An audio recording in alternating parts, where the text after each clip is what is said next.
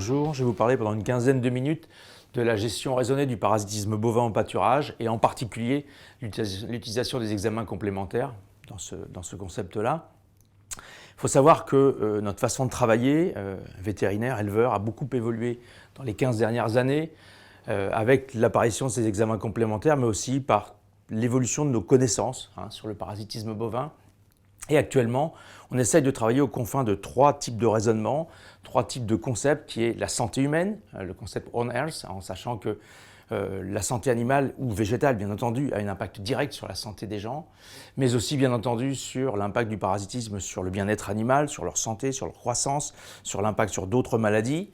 Et puis, enfin, l'impact de l'utilisation des antiparasitaires sur leur propre vie à ces médicaments, parce que plus vous les utilisez, plus vous allez induire de résistance, plus vous allez diminuer leur capacité à être efficaces, mais aussi parce qu'ils ont un impact sur l'environnement, une certaine écotoxicité qui va avoir une influence sur la faune qui se développe dans les bouges, dans le milieu extérieur, avec une certaine raréfaction d'espèces, et beaucoup de gens actuellement sont très concernés par ces choses-là.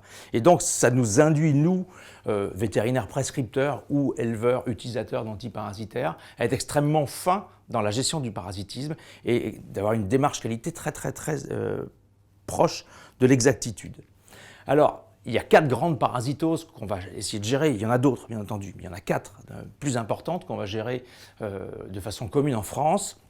Les strongles gastro-intestinaux, qui sont des parasites du tube digestif des bovins, qui sont essentiellement présents en première année de pâture, mais un petit peu aussi après. Les strongles respiratoires, avec essentiellement la dictiocolose, la bronchite vermineuse, autrement appelée, qui a une influence sur la pathologie respiratoire d'été essentiellement, et puis 2 pathologies un petit peu particulières qui nécessitent des zones humides, des hôtes intermédiaires, que sont la grande douve du foie ou la fasciolose et la paramphistomose. Alors, chacune de ces parasitoses a des examens complémentaires assez précis dont on va parler, mais on va d'abord se poser la question pourquoi utiliser des examens complémentaires. D'abord parce que ce sont des maladies qui donnent des symptômes extrêmement ambigus. Les strongylosis gastro-intestinales, par exemple, donnent des retards de croissance, donnent des diarrhées, et il y a des tas de maladies qui peuvent donner ça. La dictiocolose donne de la toux, des pneumonies, il y a aussi beaucoup de choses qui peuvent donner ça.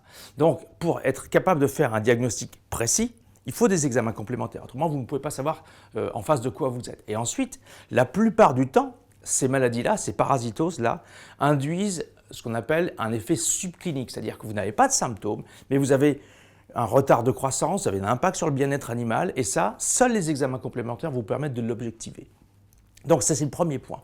Et puis ensuite, je vous en parlais en introduction, les examens complémentaires vont vous permettre d'affiner votre démarche. Dans un premier temps, quand vous travaillez dans un élevage, la première chose à faire est d'identifier les parasites qui sont présents. Savoir de façon assez exhaustive lesquels sont là et lesquels peuvent affecter chaque génération de bovins ou l'ensemble des bovins, par exemple. Une fois que vous savez ça, et ça aussi les examens complémentaires vont vous permettre de le savoir, vous allez devoir quantifier leur impact. Est-ce qu'ils sont présents mais pas pathogènes ou est-ce qu'ils sont présents et dangereux? Ça, c'est le deuxième point. Et une fois que vous aurez fait ça, vous allez mettre en place des mesures de gestion. Ces mesures de gestion vont être médicales, avec des médicaments antiparasitaires, ou environnementales, par la gestion du parasitisme, du pâturage, par la gestion de zones humides pour la grande douve ou les paramphissomes, etc. Et puis, une fois que vous aurez fait ça, une fois que vous aurez mis en place toutes ces mesures de contrôle, de gestion, eh ben, il va falloir, dans une démarche qualité, il va falloir vous assurer que ce que vous avez fait est bien, est efficace, que ce n'est pas trop fort, que ce n'est pas assez fort, et que vous êtes exactement dans le créneau que vous avez voulu avoir en termes d'efficacité. Et donc, on utilise de façon assez obligatoire les examens complémentaires. Alors, les examens complémentaires utilisables sont assez nombreux, même si on aimerait en avoir plus dans certains cas. Dans la pratique courante, ils sont suffisamment nombreux pour qu'on soit efficace et qu'on soit relativement performant et pertinent. Pour les strongylosis gastro-intestinales, on peut utiliser la coproscopie, on peut utiliser la dosage du pepsinogène sérique, on peut utiliser le RDO Certagia. C'est un test ELISA qui permet d'avoir une idée du contact avec Certagia, qui est un parasite très commun, un parasite digestif très commun. Pour la dictiocolose, on verra que c'est simplement un examen au cabinet ou au laboratoire, mais qui permet d'objectiver la présence. Et puis pour la grande douve, on a un test sur le lait sur le sang, on peut le rechercher à l'abattoir en coproscopie. tout comme les paremphystomes. Il n'y a pas de test sérologique pour paremphystomes. Et puis j'ai mis un petit mot sur une parasitose qui n'est pas une parasitose de pâturage, ce sont les coccidioses qu'il ne faut pas oublier, parce qu'on a des coproscopies extrêmement importantes qui sont spécifiques. Alors on va détailler ça un petit peu.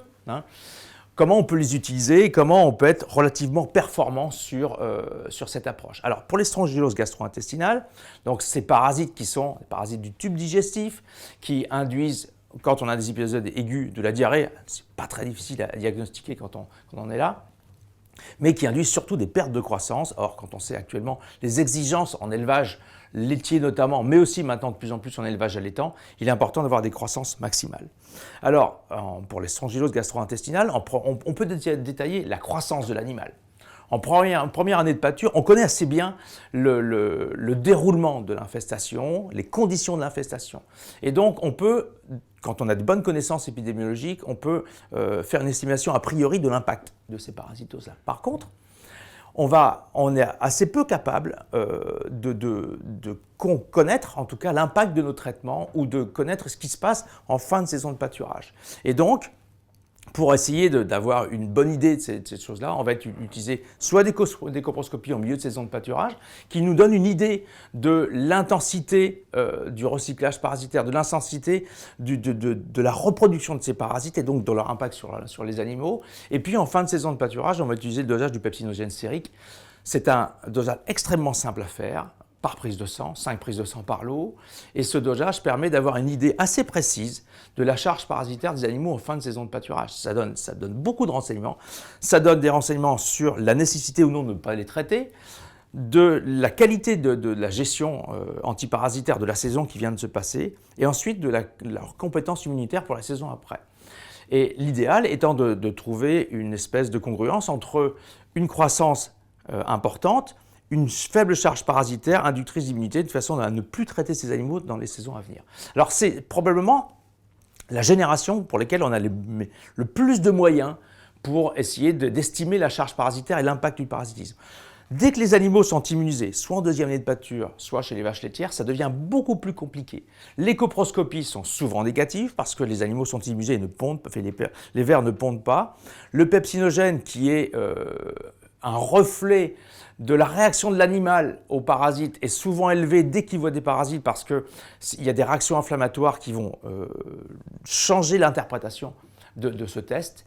Le seul nouveau test intéressant qu'on ait, c'est sur les vaches laitières. C'est un test qu'on fait sur le lait, qui est donc, je vous en parlais tout à l'heure, le RDO Certagia. RDO, c'est pour une réduction de la densité optique, pour le traduire un petit peu. Et ce test donne une idée assez intéressante, pas précise, mais intéressante, du contact des animaux avec les parasites digestifs. Un petit peu toutes les espèces, il s'appelle Ocertagia, mais on sait qu'il touche aussi toutes les espèces. Et donc, ça va nous permettre de donner des conseils en termes de gestion du parasitisme. Alors, il faut bien avoir une idée du fait que ce test donne une idée du contact simplement, et de la longueur du contact, de la fréquence du contact, et non de l'intensité de la charge parasitaire. Donc, c'est pour ça que l'interprétation est parfois un petit peu délicate et qu'on ne peut pas l'utiliser de façon assez brute. En ce qui concerne la dictyocolose, c'est un parasite d'été essentiellement, parasite pulmonaire qui fait tousser les animaux. Je vous parlais tout à l'heure d'ambiguïté diagnostique. Ceci dit, quand on a un petit peu l'habitude, si la toux se ressemble en quasiment toutes les pathologies respiratoires des bovins, l'auscultation pulmonaire, elle, est assez caractéristique, avec une auscultation pulmonaire qui ressemble à de l'asthme, en fait, dans les régions postérieures du poumon. De toute façon, même en ayant l'habitude, on va utiliser d'autres examens complémentaires pour objectiver ce test, et notamment le Makeda. Et vous voyez sur la diapositive qui est projetée, notamment les petites larves de dictyocolose qui bougent sur le champ du microscope. Le Makeda est un test qui est montré sur la diapositive, sur l'image du dessus, qui est un test extrêmement simple à mettre en place. Vous voyez, il faut simplement un verre à pied de 500 ml, de l'eau, un petit bâtonnet, des compresses. Ça ne coûte quasiment rien à mettre en place. On met à profit la tendance des larves à bouger. Quand ce qu'on retrouve dans les boues, ce sont des larves mobiles qui vont tomber au fond du récipient, et on les recueille et on les lit. Ça permet d'avoir un diagnostic précis. Et puis, une fois qu'on va avoir cet élément, qu'on sait qu'on est en phase de tuberculose, la troisième phase du diagnostic est un diagnostic épidémiologique, savoir pourquoi la maladie est là, parce qu'on sait que la maladie, elle se développe essentiellement avec la présence de porteurs latents, des vaches, qui portent en permanence les parasites, et il est important de le savoir, parce que ça va permettre de prédire d'autres épisodes les années d'après, d'anticiper et de gérer. La troisième parasitose qui nous intéresse, qui est extrêmement importante, avec essentiellement, je vous parlais tout à l'heure, d'impact subclinique. C'est vraiment la grande douve du foie, la fasciolose, qui est le roi pour ça. C'est une maladie qu'on ne voit quasiment jamais que s'exprimer cliniquement. On le voyait il y a très longtemps, mais plus maintenant. Par contre, ça a un impact très fort sur l'immunité, sur la croissance, sur la qualité du colostrum, sur la longévité des animaux avec une fibrose hépatique, etc. Et extrêmement important de savoir si elle est présente en exploitation. Le diagnostic coproscopique est assez difficile à faire, autant comme pour les strongles, on voit très facilement les œufs.